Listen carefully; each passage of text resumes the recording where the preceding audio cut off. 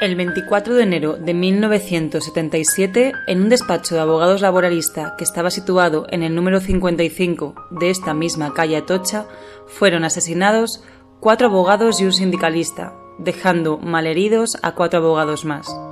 Todos ellos miembros del Partido Comunista y de comisiones obreras.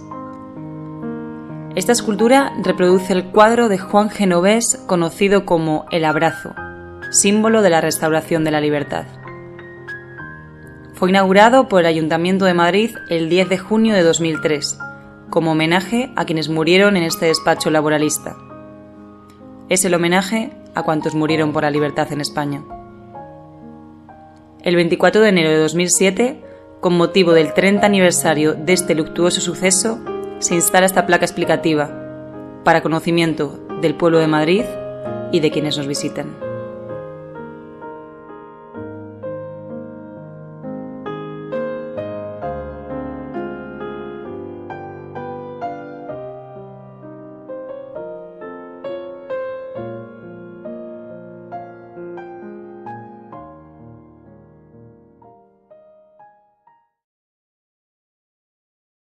Al final de los años 50, cuando todavía no se podía hablar, no se podía pensar en España, si te reunías con más de 3 personas ya te detenían o te mandaban disuélvanse, pues el Partido Comunista de España decidió abrir despachos colectivos de abogados dedicados al asesoramiento a los trabajadores de todas clases, ¿no?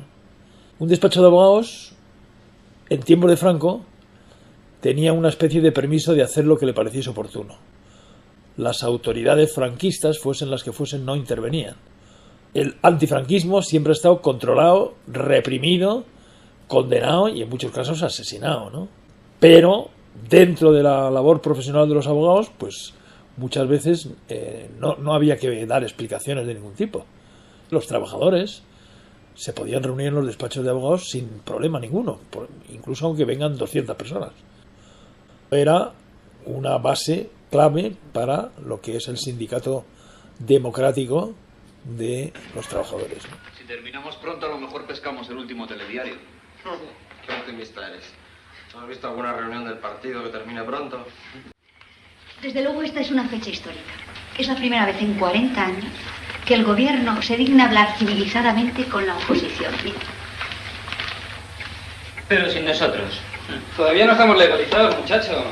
Ya, ¿y cuándo caerá esa breva, no? El año que viene, si Dios quiere. Yo voy. Seguro que ya no viene nadie, ¿no? Espera, hombre, hay mucho despistado.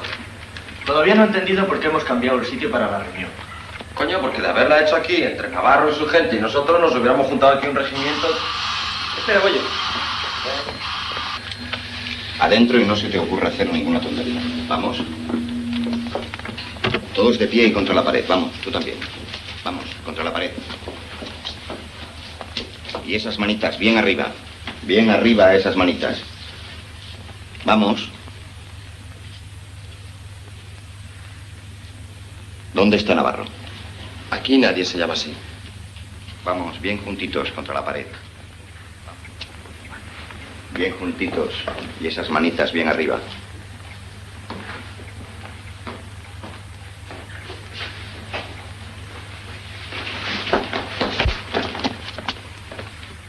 No hay nadie más. Echa un vistazo, Mike. Se me ha disparado y ni me ha rozado. Vamos, todos juntitos y contra la pared. Vamos.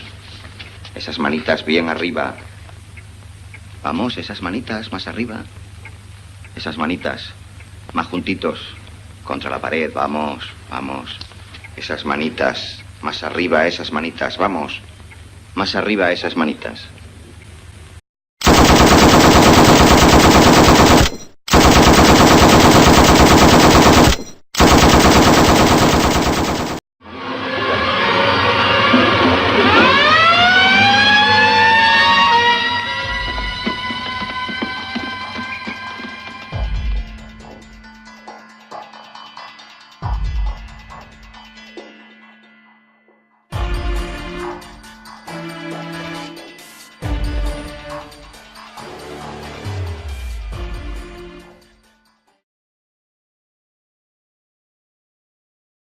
teníamos una reunión de barrios, de los abogados de barrios, en el despacho de Atocha 55, entonces ya teníamos 2 despachos en 2 manzanas de diferencia, el número 49 y el número 55, porque habíamos crecido el número de abogados y por supuesto de clientes también, ¿no?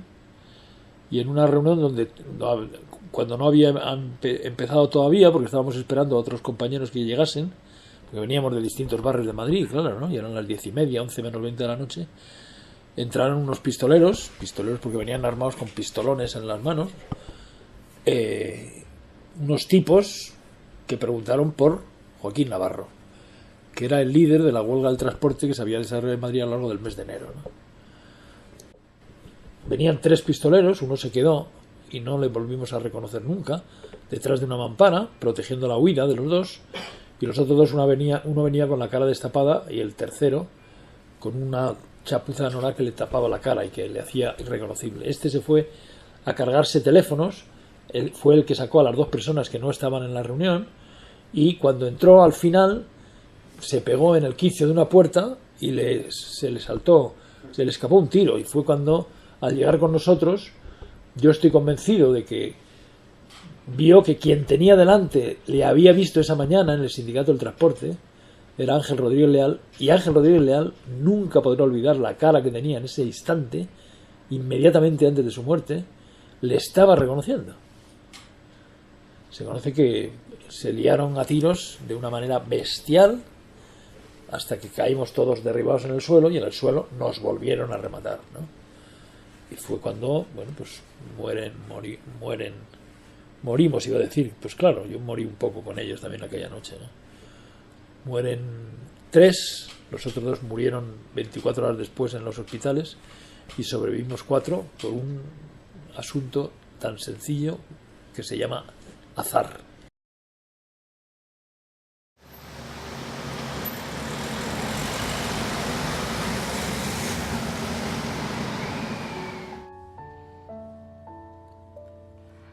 Actualmente, en el número 55 de la calle Atocha, se encuentra instalada una placa que recuerda a los asesinados aquel 24 de enero de 1977.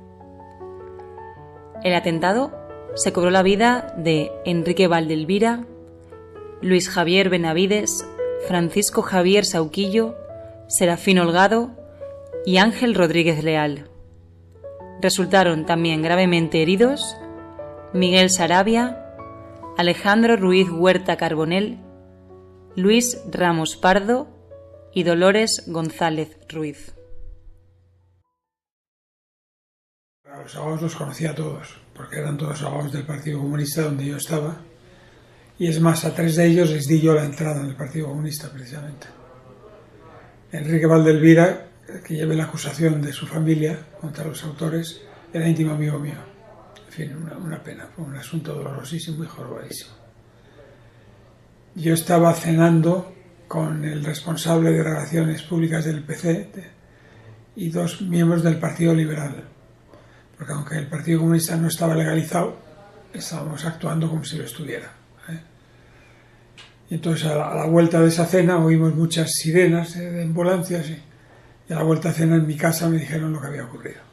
Entonces volví ya al juzgado de guardia, que es donde debía estar, y me quedé ahí toda la noche recibiendo a la gente que venía a darnos el pésame, a saber lo que había pasado, etcétera, etcétera. Mientras que otros compañeros fueron a visitar, o estuvieron con los heridos, ¿no? O con los todavía no fallecidos. Bueno, el caso Atocha fue el crimen político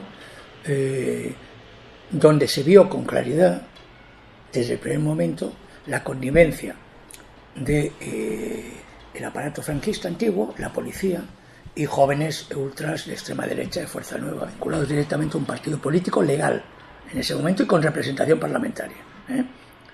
Bueno, se vio esas conexiones desde el primer instante, se vio el ataque directo a comisiones obreras, y fue, digamos, la suma de algo que ahí estaba pasando esa semana. Primero hubo un muerto, Arturo Ruiz, en una manifestación por la amnistía en el centro de Madrid, que lo mata a un ultra con una pistola de otro ultra, porque un grupo que estaba apoyando a la policía contra los manifestantes. Al día siguiente, como consecuencia en las protestas, acción-reacción, a cómo funcionaba siempre, al día siguiente, un bote de humo de la policía disparada en horizontal mata a María Luz Nájera, que muere al día siguiente, después de muchas horas en el hospital, y eso culmina con el asesinato de los abogados. Entonces, claro, fue brutal. Fue brutal, primero por cómo se ejecutó, por la cantidad de muertos y de heridos, por el hecho que fueran a buscar a una persona en concreto, ¿no? A un dirigente del Sindicato de Transportes de Comisiones Obreras, que usaba ese despacho como lugar de reunión para los huelguistas, había una huelga del transporte. El asesino, uno de los asesinos, el que organiza el asesinato es el secretario del Sindicato de Transportes de Madrid, o sea, vinculado, y que iban a por este tío, y una vez que estén allí deciden matar a los abogados, que a fin de cuentas eran comunistas, todos. Hombre, para mí la matanza de Atocha fue un intento de evitar que la democracia llegara a España. O sea, se estaba en plena tramitación de acuerdos para conseguir que se llegara a unas elecciones libres, con libertades de reunión y asociación, etcétera, etcétera, libertades sindicales y demás. Y lo que pretendieron los asesinos estos fue que provocar la involución, es decir, que hubiera una respuesta violenta contra los que habían hecho lo que habían hecho.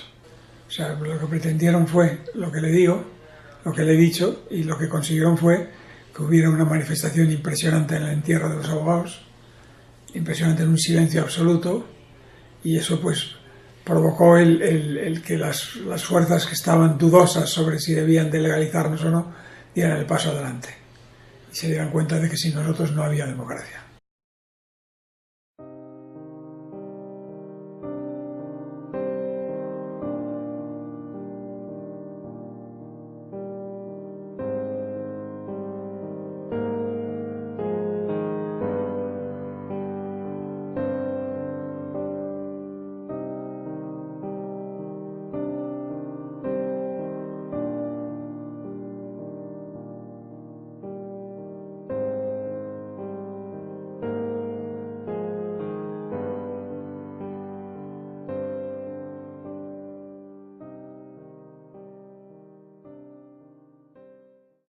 Hubo un intento de paralizar y volver al enfrentamiento, es decir, es lo que buscaron.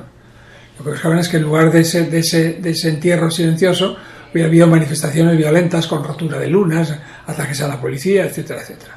Que eso hubiera sido un desastre completo. Y no, consiguieron lo contrario. Sí, consiguieron lo contrario, que por disciplina y por entender el momento en que vivíamos, pues hicimos un funeral maravilloso.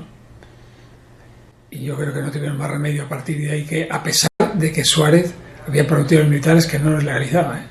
Yo me acuerdo cuando el funeral de los abogados en las Salesas, en Madrid, en el Colegio de Abogados, el funeral, pues yo nunca había estado, y había movilizaciones de masas muy fuertes, ¿no?, en ese momento. Era una movilización como esa. La manifestación de tranquilidad, de seriedad que planteó el Partido Comunista, que 5.000 de cuyos militantes estuvieron organizando el cuerpo de seguridad para conducir a los cadáveres desde el Colegio de Abogados hasta despedirlos en prácticamente ya cerca de Cibeles, pues fue impresionante.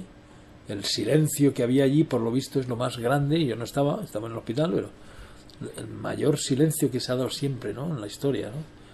Fue el mismo servicio de orden del PC el que nos desactivó, el que impidió que nadie cantara, nadie silbara, nadie dijera nada. El silencio fue garantizado de una forma increíble, y es donde el Partido Comunista consiguió el reconocimiento oficial de la derecha de que era capaz de controlar algo así, de que eso, lo lógico es que hubiera sido un estallido luego de movilización y de protesta y de queja con toda la razón. Desde el punto de vista de la movilización, yo creo que fue el punto de inflexión de la transición.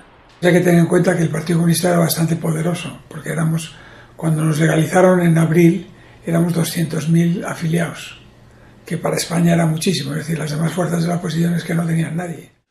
Ya digamos que la derecha aceptó el Partido Comunista como interlocutor necesario, legalizó al Partido Comunista, creo que fue inmediatamente después, no me acuerdo bien cuánto, pero fue en una Semana Santa, pues yo creo que fue unos meses más tarde, o sea, no mucho más, y ya, digamos, ya se encarriló la transición hacia el pacto desde en las alturas, y ya la calle pasó a estar controlada, a estar desactivada.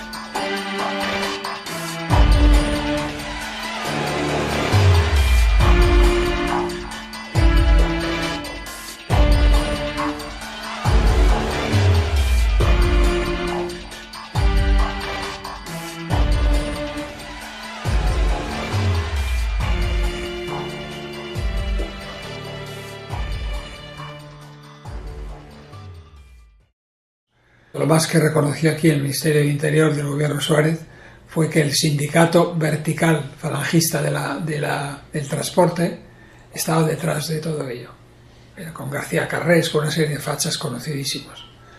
Yo creo que no es solo eso, o sea, eso les desbordaba, no podían hacerlo ellos solos.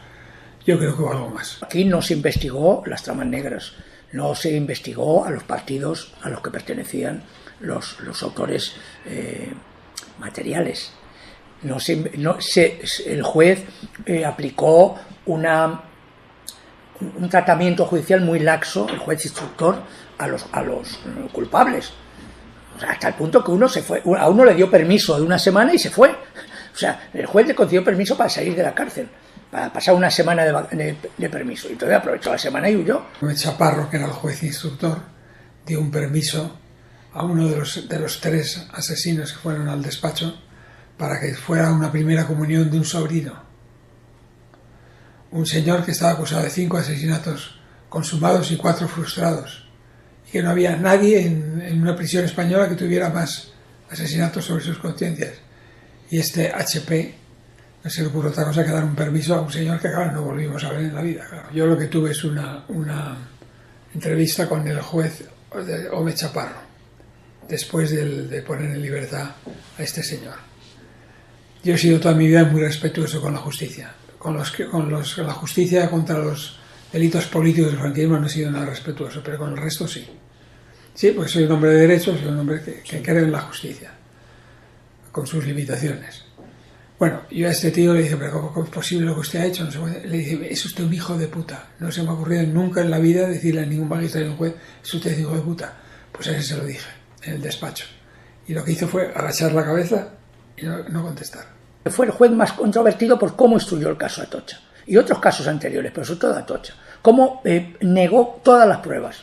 O sea, los abogados venían y decían, queremos una prueba pericial de tal, negada.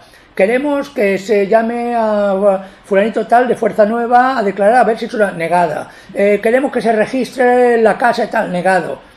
Y fueron constriñendo, cerrando el proceso a los pillados en infraganti, a los acusados, que todos tienen un historial, cada uno de aquí te espero, o sea, que cada uno te llevaba a sitios. Jiménez Caravaca, por ejemplo, era un tío que era un falangista, que era colaborador de la policía directamente, era famosísimo. Teníamos un juez que era un facha absoluto, había sido juez de orden público, es decir, estaba acostumbrado a perseguir a los demócratas e instruir contra los demócratas, y él era un facha total y absoluto. Y entonces yo creo que no solo él, sino recibiendo instrucciones, nos impidió el prosperar en todo lo que estábamos haciendo. Ni eso, ni las conexiones de esta gente con los servicios de la presidencia de gobierno, de los que no tenemos pruebas, pero sí sospechas muy fundadas, y no nos dejó demostrarlo. Y esta gente no salió de la nada, venía de un ambiente determinado, con oficinas en un sitio determinado, y con unas armas que les habían facilitado. Y es increíble que un asunto de asesinato como este no deja un juez instruirse de dónde venían unas armas cuando teníamos los números. Es una broma. Yo sé que delante de la habitación donde nos reuníamos los sobrevivientes, después de declarar que este y este entraron en el despacho de Atocha y se liaron a tiros con nosotros, estaba Sánchez Covisa y estaba un antiguo militante de Fuerza Nueva que se llama Mazarrasa. Es decir, que hasta el día del juicio los militantes de extrema derecha entraban como Pedro por su casa en el Tribunal Supremo y andaban por ahí entre nosotros. Uno de los asesinos, García Juliá, aparecía siempre con banderas como guardia de corps de Blas Piñar. En la investigación citamos como testigo a Blas Piñar y a Nemesio Fernández Cuesta. El día que les citaron, que fue un día a las 5 de la tarde, nos presentamos todos los abogados de la acusación ahí, los de la defensa. Estos testigos entraron primero a hablar con el juez y durante 3/4 de hora lo único que veíamos eran carcajadas del juez con estos dos fachas. Ja, ja, ja, ja, ja, ja, ja. Me imagino que dedicaban nosotros, claro. Después ya les interrogamos siendo lo más duro que pudimos, pero es igual. Era una connivencia de tal calibre que no se podía hacer nada. Para mí, y le vuelvo a repetir claramente, no tengo prueba alguna, pero mi intuición y todo lo que ocurrió entonces es que son eran los servicios paralelos de policía dependientes de la presidencia de gobierno. Yo estoy convencido que son ellos, pero no puedo demostrarlo, porque no nos dejaron investigar.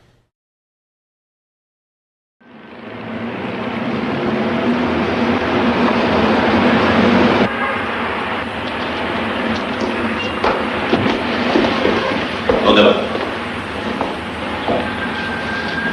¿Cómo dice? Ya me han oído. ¿Dónde van? ¿Y a usted qué le importa? Policía. El compañero le ha preguntado que dónde va. Al despacho de abogados. Tenemos una cita con nuestros colegas. ¿En el tercero izquierda? ¿Los dos? Documentación. No, por favor, no es necesario. ¿Quién no conoce a don Francisco Javier Sauquillo y a su esposa, doña Dolores González?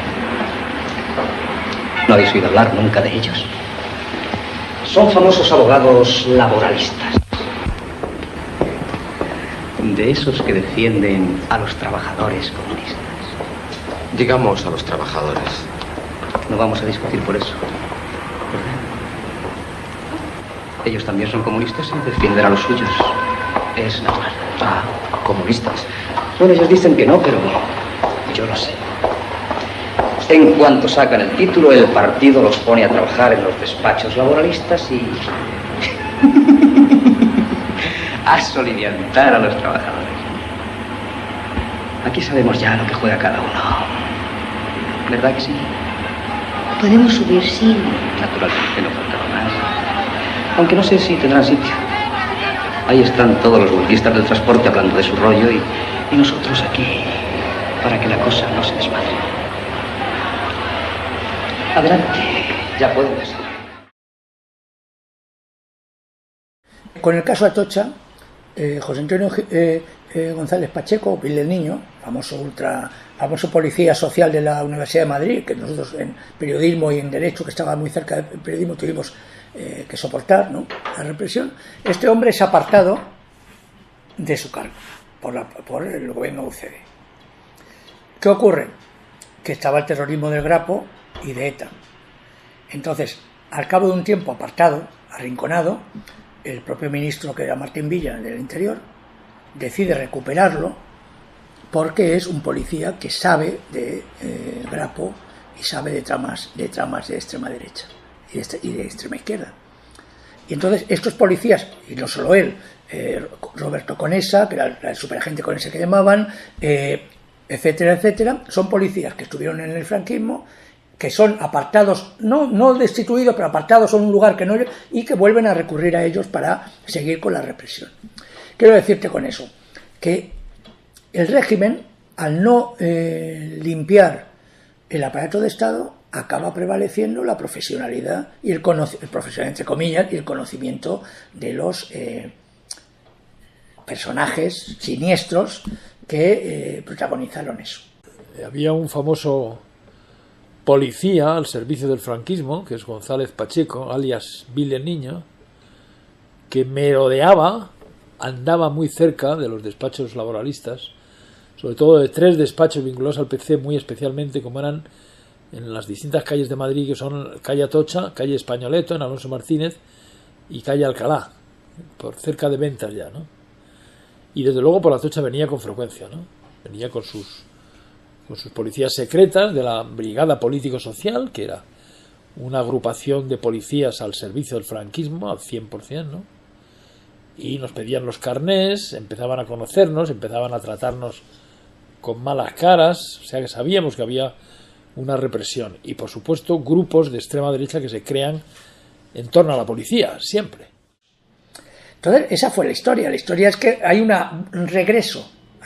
Si es que se fueron alguna vez, digamos, hay un momento de vamos a que no haya mucho ruido y hay un regreso de personajes que hicieron su carrera bajo el franquismo, que eran franquistas y que además reprimieron y además golpearon y además torturaron a detenidos. Llamado por el propio gobierno democrático. Claro. Gobierno ya en la última fase de la transición, gobierno democrático. Es que la historia real es tremenda, ¿no? Es tremenda porque, claro, si tú no haces las cosas de una manera, inevitablemente acabas perpetuando aquello contra lo que has luchado. Prometimos normalizar nuestra vida política, gestionar la transición en paz, construir la democracia desde la legalidad y creemos que con las lógicas deficiencias lo hemos conseguido. Prometimos que todas las familias políticas pudieran tener un lugar en las Cortes y el miércoles pueden lograrlo. Pienso que ya está ordenado el mapa político español y se puede comenzar a construir sobre él. Esta España, que ya es políticamente de todos, debe comenzar a serlo también en lo social, en lo económico y en lo cultural. Hemos sacado adelante la reforma política. Ahora debemos llevar adelante las demás reformas que este gran país y este gran pueblo necesita. A ello les convoco. No les llamo a la comodidad, sino al esfuerzo y al trabajo para hacer una España mejor. Vamos a soportar sacrificios. Esta es la verdad. Pero los soportaremos todos, sin una sola excepción. Con la asistencia de ustedes, desde la normalidad que estamos alcanzando, desde la moderación que nos inspira, desde el diálogo con todos los grupos y partidos, creo que seremos capaces de consolidar definitiva y firmemente una monarquía democrática capaz de dar respuesta realista a los problemas que nos acucian. Ese es, señoras y señores, nuestro nuevo horizonte. La transición para mí fue pandélica. Hombre, dentro de... se puede imaginar, no hubo que mirar al futuro, no al pasado. Si lo que no teníamos fuerza es para pedir, ahí vamos a perseguir los crímenes franquistas. Entre otras cosas por lo siguiente, porque el partido hegemónico de la izquierda fue el Partido Comunista. Pero lo fue hasta el 14 de junio del 77, hasta el día de las elecciones generales. Y ahí forzamos todas las leyes democráticas, los derechos de reunión, de asociación, la legalización de los partidos, entre los comunistas, de los sindicatos, y conseguimos todo lo que teníamos que conseguir antes de las elecciones. Pero claro, después de las elecciones, el partido hegemónico fue el Partido Socialista. Sacó cerca de un 30% de los votos y nosotros no llegamos al 10%. Bueno, pues habrá que aguantarse.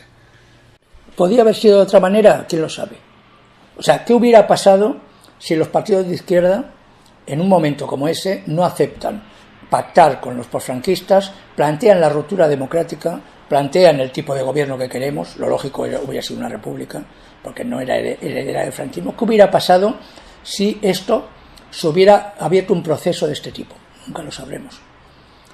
Nunca lo sabremos.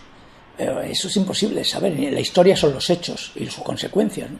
Yo tengo una visión muy crítica de la transición, ¿no? A partir del año 2000 es cuando se empiezan a plantear alternativas científicas o suficientemente científicas de rechazo hacia la alternativa oficial que se contaba en muchísimos países en Latinoamérica o en los países del este, de la transición, de una transición pacífica, casi rosa, lineal, donde no había habido ningún problema y donde había funcionado todo. El rey Franco que elige al rey, se hace una constitución, se hacen las primeras elecciones democráticas. Parecía que todo había transcurrido sin problemas, ¿no? Yo no creo en esa visión. Me parece que es un error garrafal que eso se haya convertido en la opinión oficial de la transición, cuando las cosas fueron muchísimo más duras. Aquí se ha estado ocultando que en 7 años de historia de este país, por causas políticas y por violencia política, murieron 593 personas que tengo yo contabilizados. Algunos más habrá que se me habrá escapado en la investigación. Y más de 2.000 heridos que necesitaron tratamiento en hospital. O sea, en fin, de bala y de golpes durísimos, ¿no? Bueno, pues 2.000 heridos, casi 2.600 víctimas en 7 años. Bueno, alguien tendría que decir la verdad, ¿no? En este país no llevamos en el corazón a los muertos, no los llevamos. Yo los puedo llevar, Raúl los puede llevar porque somos abogados de Atocha, ¿no? Y nos toca muy de cerca porque eran íntimos amigos, porque estamos trabajando por su memoria. Pero en general no hay memoria de la violencia, ¿no?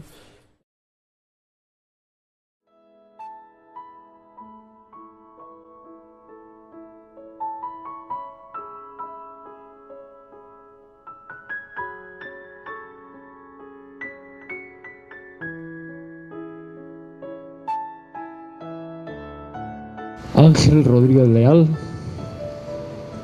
Enrique Valdelvira Ibáñez, Luis Javier Benavides Orgaz, Francisco Javier Sauquillo Pérez del Arco, Serafín Holgado de Antonio, Luis Ramos Pardo, Miguel Sarabia Gil, María Dolores González Ruiz. Hay que decir sus nombres, decía Miguel, así despaciosamente, porque diciéndolos ponen armonía en el universo.